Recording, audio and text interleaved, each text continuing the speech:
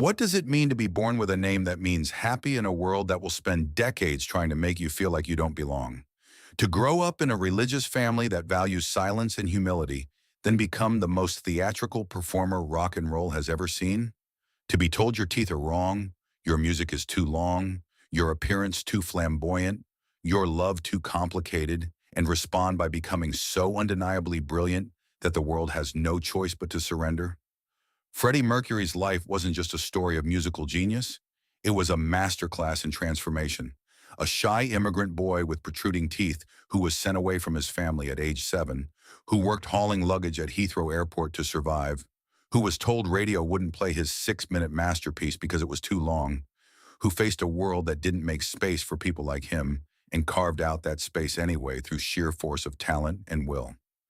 This is the story of Farrokh Bulsara, the Zoroastrian child from Zanzibar who became Freddie Mercury, the legend who proved that the only limits that matter are the ones you accept. This is the story of a boy named Happy who spent his entire life fighting to earn that name, and who, despite dying far too young, achieved something most people never do. He became immortal. September 5th, 1946, Stonetown, Zanzibar, the oldest settlement on the island, a place where African, Arab, Indian, and European cultures collided and mixed, creating something unique that belonged to all of them and none of them simultaneously. Into this world of cultural confluence came a baby boy whose parents named him Farrokh Bulsara. The name was Persian, meaning happy or fortunate. His father, Bomi Bulsara, worked as a cashier for the British Colonial Office and the High Court of England and Wales. His mother, Jair, was a homemaker. They were Parsi members of a small religious community that followed Zoroastrianism, one of the world's oldest monotheistic faiths. The Bulsara family name itself traced back to the town of Valsad, north of Bombay, connecting them to a diaspora that had fled Persia centuries earlier to preserve their faith. Farrokh grew up attending fire temple ceremonies, learning prayers in a language most of the world had forgotten, absorbing a religious tradition that emphasized the eternal battle between light and darkness, good and evil, truth and lies. This would echo through his music years later in ways most listeners never recognized: the angel-demon imagery in My Fairy King, the spiritual searching in so many of his lyrics, the sense of being caught between opposing forces. When Farrokh was just 1 year old, his mother entered his photograph in a baby contest. He won first place. Even as an infant, there was something about him, some quality that made people look twice, that captured attention, that suggested this child was going to matter somehow. 6 years after Farrokh's birth, his sister Kashmira arrived, completing the family. The Bulsaras were financially comfortable, living well by Zanzibar standards, part of the Indian minority that had established itself in East Africa during British colonial rule. But comfort came with a price. When Farrokh was 7 years old, his parents made a decision that would shape everything about who he became. They sent him away. Not because they didn't love him, because they loved him and wanted him to have advantages they couldn't provide in Zanzibar. They enrolled him in St. Peter's School, a British-style boarding school near Bombay, India. 7 years old, separated from his family by hundreds of miles of ocean, living among strangers, learning to navigate a world without the comfort of his mother's presence or his father's guidance. Years later, Freddie would talk about this experience with the kind of measured perspective that comes from making peace with childhood pain. I was a precocious child. My parents thought boarding school would do me good. Looking back, it was a fantastic decision because I learned to stand on my own 2 feet and take responsibility at an early age. But imagine what it actually meant. A 7-year-old child, already sensitive and more inward focused than most, suddenly alone in an institutional environment designed to build British colonial administrators. The loneliness must have been crushing. The need to adapt, to create a self that could survive without parental protection, to build walls between his inner vulnerability and the outer world that demanded toughness. All of this happened before most children learn multiplication. At St. Peter's, Farrokh excelled academically. He loved art, creating drawings and paintings that he would give as gifts to people he cared about. He was athletic, good at tennis, hockey, and boxing.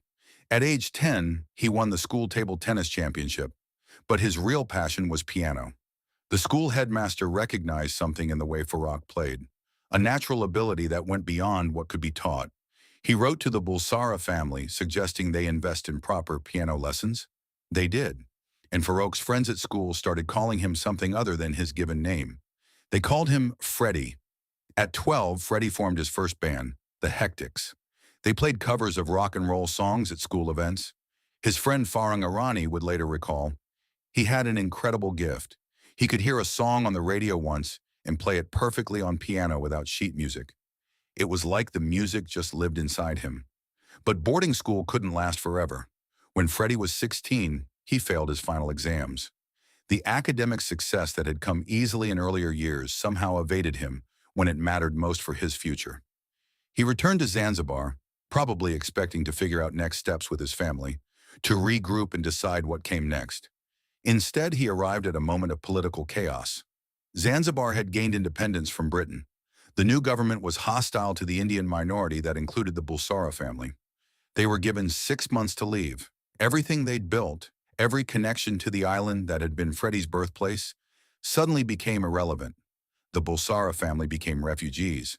They fled to London, arriving with whatever they could carry and starting over in a country that was technically part of their colonial heritage, but had never been home. For Freddie, this displacement was both traumatic and liberating. Traumatic because it meant leaving behind everything familiar, becoming an immigrant in a country that wasn't always welcoming to people who looked like him or came from where he came from. Liberating because London in the mid-1960s was exploding with cultural revolution. Music, fashion, art, everything was being reimagined. And Freddie, the displaced Parsi boy from Zanzibar, could reinvent himself in this chaos. His family wanted him to pursue something practical, accounting maybe like his father, a respectable profession with steady income and clear career progression. Freddie chose art school instead, enrolled in graphic design at Ealing Art College, started absorbing the visual language that would later define Queen's aesthetic, the album covers, the logos, the entire visual identity of the band. During this time, his path crossed with David Bowie's. Bowie came to perform at the college and Freddie was one of the students helping with stage equipment. Bowie noticed him. There was something about this shy but unusual young man that registered. They talked briefly. Bowie would later say he saw something in Freddie even then, though neither of them could have predicted what would come. After graduation, Freddie needed to survive. Art school didn't lead to immediate career success. He got a job at Heathrow Airport, hauling luggage. His hands were too elegant, too delicate for manual labor. The other workers noticed. When they asked why someone who looked like he should be doing something refined was working baggage claim, Freddie admitted he was a musician. They understood, started helping him, giving him easier tasks, protecting this strange, gentle man with dreams bigger than his current circumstances. He lived in a small flat where he played music too loud for the neighbors. Eventually moved out to avoid conflicts. Worked odd jobs selling secondhand clothes in Kensington Market, designing promotional materials.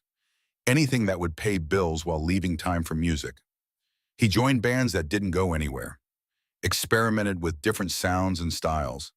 Learned what worked and what didn't. Built a foundation of technique and stage presence that would later seem effortless, but was actually constructed through years of trial and error. Then he met Brian May and Roger Taylor. They had a band called Smile that was going nowhere slowly. Freddie saw something in them. More importantly, he saw what they could become with the right vision, the right ambition, the right willingness to be extraordinary rather than merely good.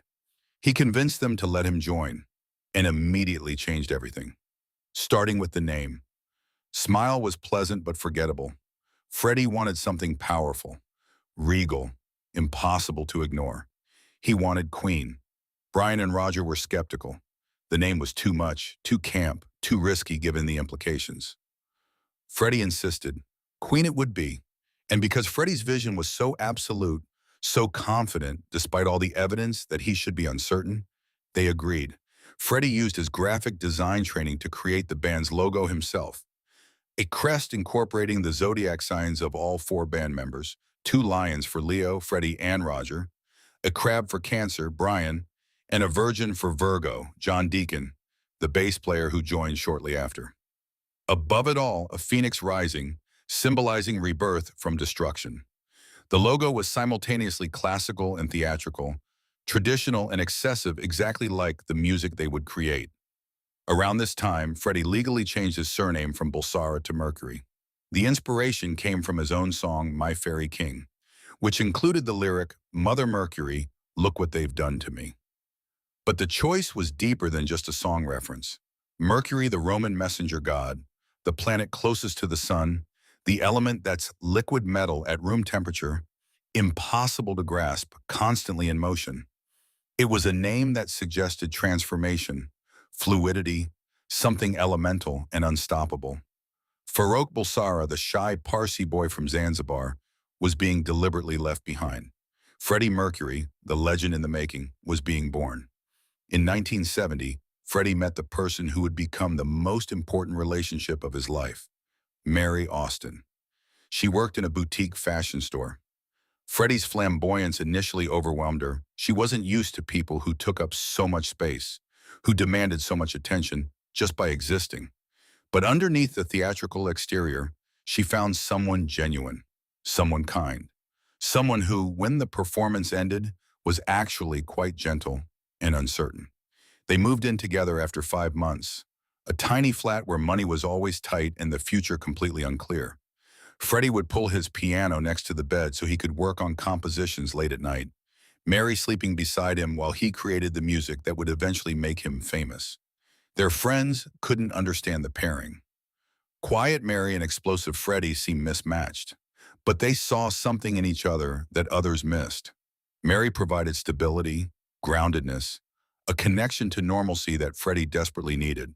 Freddie provided excitement, possibility, a life that was never boring even when it was difficult. Queen released their first album in 1973. On the back cover, they included a note. No synthesizers were used, because people literally couldn't believe that the layered, complex sounds they were hearing came from just 4 people playing traditional instruments. Brian May's guitar, built by hand with his father, could create textures that sounded electronic. Freddie's piano playing, combined with his multi-tracked vocals, produced harmonies that seemed impossible without technology. They were proving from the beginning that they could do things others couldn't, that conventional limitations didn't apply to them. But success didn't come immediately. Critics dismissed them as too theatrical, too excessive, too much. Punk was rising with its ethos of stripped-down authenticity and rejection of rock's bloated excess. Queen represented everything punk was rebelling against: the elaborate productions, the operatic vocals, the costumes and theatricality. They should have been destroyed by the cultural shift. Instead, they doubled down. In 1975, they released A Night at the Opera and its centerpiece, Bohemian Rhapsody, a 6-minute rock opera that violated every rule of radio-friendly singles. No chorus, multiple distinct sections. Operatic middle section with multi-tracked harmonies that took weeks to record. Record executives said it was too long, radio wouldn't play it, the public would never accept something so unconventional. Freddie refused to cut it. The song was what it was. Either they released it complete or not at all. The band's manager played it for a friendly DJ who put it on air. The phone lines exploded, people calling to ask what they just heard, demanding to hear it again. Within weeks, Bohemian Rhapsody was #1 and would stay there for 9 weeks. It became one of the best-selling singles in British history. Guinness World Records recognized it as one of the greatest compositions ever recorded. Freddie Mercury had just proven that being told no was just the universe checking how committed you were to your vision. During this period, Freddie's stage presence evolved into something unprecedented. The broken microphone stand became his signature by accident during a concert. The base of the stand broke off, and instead of getting a replacement, Freddie continued performing with just the top portion, using it like a scepter or sword. It became iconic. His movements on stage were balletic, commanding, impossible to look away from. 70,000 people would move as one organism, responding to his gestures. But off stage, he remained deeply self-conscious about his teeth, the 4 extra incisors that pushed his front teeth forward, creating his distinctive overbite. He hated his smile, would try to cover it with his hand or by pulling his upper lip down. Friends suggested dental surgery. Freddie refused. He believed probably accurately that his mouth's unusual structure contributed to his vocal resonance. His four-octave range, his ability to create sounds that other singers couldn't replicate, might be connected to the physical architecture he hated. He wouldn't risk losing his voice to fix his appearance. Instead, he grew his famous mustache, partly as camouflage for the teeth, partly because it fit the increasingly masculine image he was cultivating. The transformation from the long-haired, clean-shaven glam rocker of the early 70s to the short-haired, mustached icon of the 80s was deliberate. It reflected changes in his personal life, his understanding of himself, his willingness to embrace aspects of his identity that earlier Freddie had kept hidden. In 1975, Queen toured Japan. Freddie was overwhelmed by the fan response. The level of devotion, the obsessive knowledge of every lyric and guitar solo, the crying fans and mob scenes, it exceeded anything they'd experienced in Britain or America. During one concert, he wanted to share this with his mother, who was in the audience. He asked the entire stadium to light lighters and hold them up. Then, looking at his mother in the crowd, surrounded by thousands of tiny flames, he dedicated "Love of My Life" to her. Mother, look at the most beautiful sight in the world. The experience deepened Freddie's fascination with Japanese culture. When he returned to London, he converted an entire room of his home into a Japanese-style space filled with antiques, art, and furniture he'd collected. This wasn't cultural appropriation or shallow exoticism. It was genuine appreciation for an aesthetic tradition that resonated with something in him. The precision, the attention to beauty in small things, the embrace of theatricality and formal ritual, all of it spoke to aspects of Freddie that British rock culture didn't accommodate. Queen continued dominating the late 70s and 80s with anthems like "We Are the Champions," "We Will Rock You," and "Don't Stop Me Now." Songs that would become inescapable, played at sporting events and celebrations decades after their release, embedded so deeply in global culture that people who've never heard of Queen still know the words. But success came with costs that weren't visible to fans. The pressure to constantly top yourself, the exhaustion of touring, the way fame makes normal relationships impossible, the increasing awareness of aspects of himself that didn't fit the public image he'd created. Freddie's relationship with Mary Austin ended romantically in the mid-70s, though their bond never broke. He told her he thought he was bisexual. Later, he acknowledged he was gay. Mary was devastated not because she judged him, but because it meant losing the future they'd imagined together. But Freddie never stopped loving her in the way that matters most. She was, as he often said, his common-law wife, his best friend, the person who knew him before he was Freddie Mercury and loved him anyway. He bought her a house near his own, made her the executor of his estate. In his will, he left her half of everything he owned, including his home, Garden Lodge. "You are the only friend I've got, and I don't want anybody else," he told her once. "To me, you are my common-law wife. To me, it was a marriage. We believe in each other. That's enough for me." The men in Freddie's life came and went. Some were genuine relationships, some were opportunistic, some genuinely cared about him, some cared about his fame and wealth. But Mary remained constant. The one person whose love for Freddie Bulsara never wavered, even as Freddie Mercury consumed the man he'd been. By the late 1980s, Freddie's health began declining. He lost weight, had persistent infections. Friends noticed, but he deflected their concern with humor and misdirection. In 1987, he was diagnosed with AIDS. At a time when the diagnosis was essentially a death sentence, when the disease was barely understood and heavily stigmatized, when being gay and having AIDS meant facing not just death, but cruel judgment about deserving that death.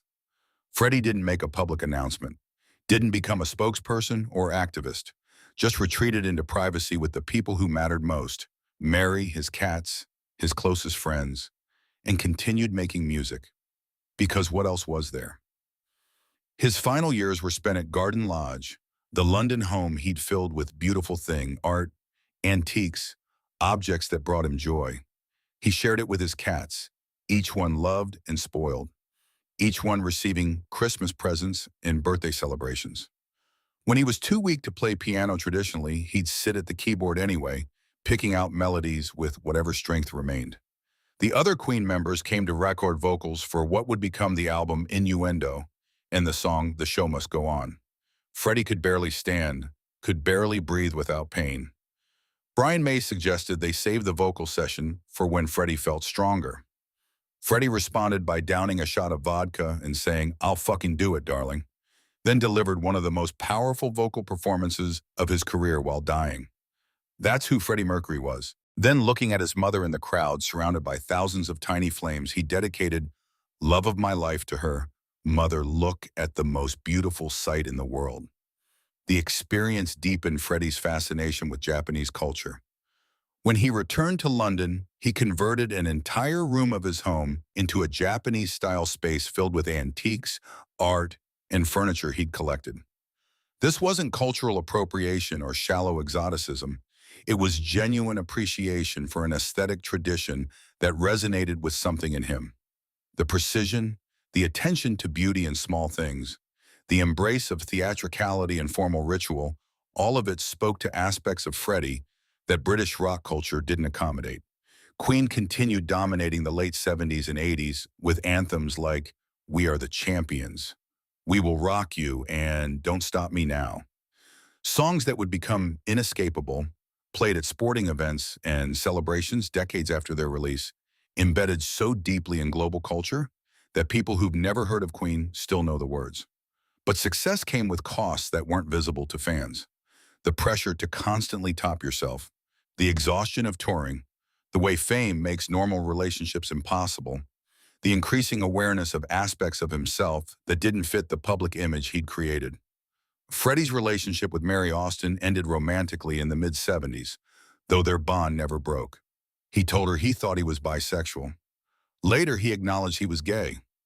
Mary was devastated not because she judged him, but because it meant losing the future they'd imagined together.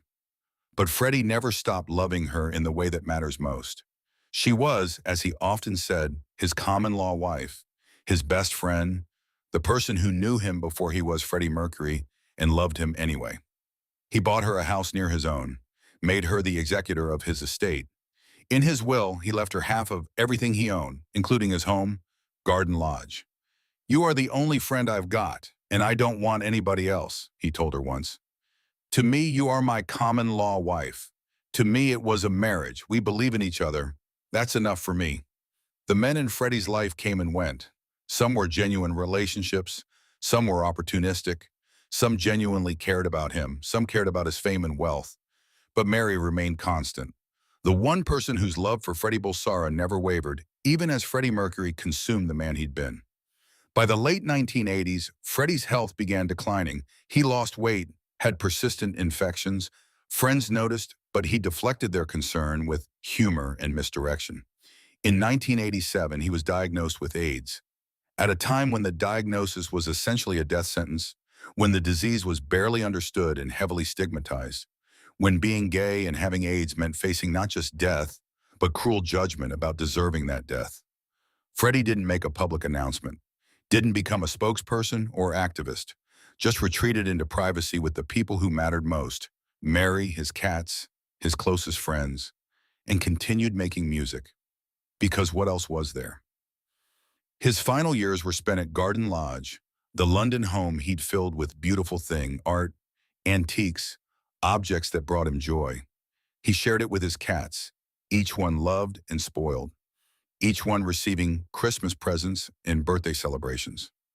When he was too weak to play piano traditionally, he'd sit at the keyboard anyway, picking out melodies with whatever strength remained. The other Queen members came to record vocals for what would become the album Innuendo and the song The Show Must Go On. Freddie could barely stand, could barely breathe without pain. Brian May suggested they save the vocal session for when Freddie felt stronger. Freddie responded by downing a shot of vodka and saying, "I'll fucking do it, darling," then delivered one of the most powerful vocal performances of his career while dying. That's who Freddie Mercury was. Someone who, even while his body was shutting down, even while facing the end, refused to deliver anything less than extraordinary. The performance wasn't just about the music. It was about dignity, about controlling what he could control when so much was beyond his control, about being Freddie Mercury until the last possible moment. On November 23, 1991, Freddie released a public statement confirming he had AIDS. 24 hours later, on November 24th, he died at his home, surrounded by Mary and a few close friends. He was 45 years old. His death made international news, prompted conversations about AIDS that should have happened years earlier, created a sudden, sharp awareness of how many people were dying from a disease that governments had ignored because it was killing the wrong people. Gay men, drug users, people society had already decided were disposable. But Freddie Mercury's legacy isn't about how he died. It's about how he lived.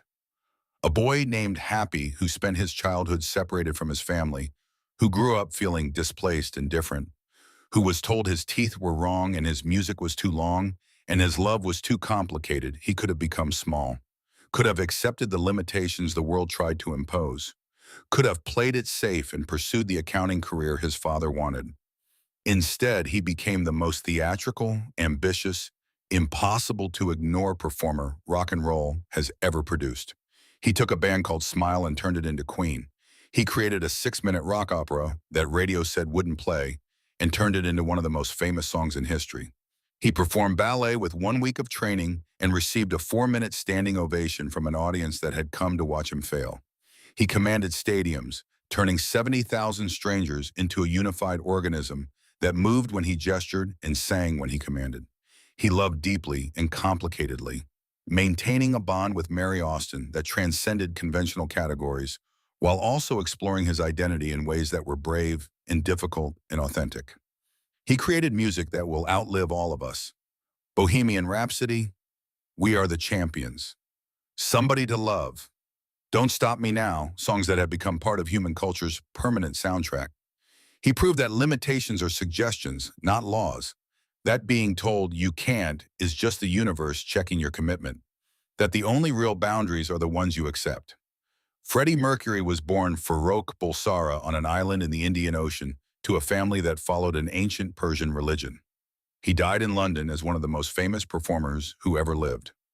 The transformation between those 2 points, from Farrokh to Freddie, from immigrant to icon, from the boy with wrong teeth to the legend with the perfect voice that's not just a success story.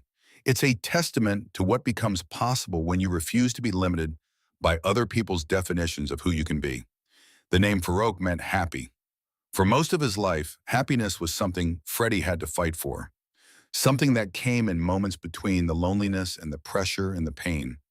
But he fought anyway, created beauty anyway, performed anyway, loved anyway, and in doing so, he achieved something most people never do. He became immortal.